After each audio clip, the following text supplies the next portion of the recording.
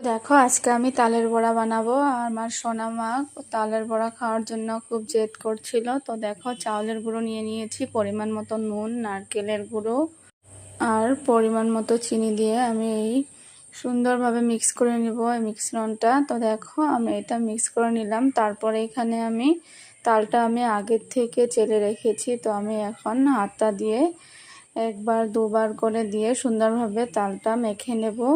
তো দেখো কিভাবে মাখছি। তো এটা সুন্দর করে মাখতে হবে।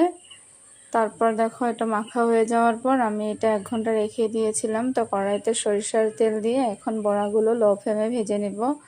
আর নারকেল দেওয়ার জন্য কিন্তু বড়াটার স্বাদ দ্বিগুণ হয়েছিল। আমার তো খুব ভালো লেগেছে। তোমাদের যদি ভালো লাগে এইভাবে তালের বড়া বাড়িতে বানাতে পারো। আর এইটা খুব তাড়াতাড়ি খারাপ হয় না, কিন্তু খুব ভালো লাগছে। কিন্তু তালের আমি তেল পিঠাও খেয়েছি, ওইটার থেকে এটা একটু বেশি টেস্টি। তা সবাই ভালো থাকো, সুস্থ থাকো, টাটা।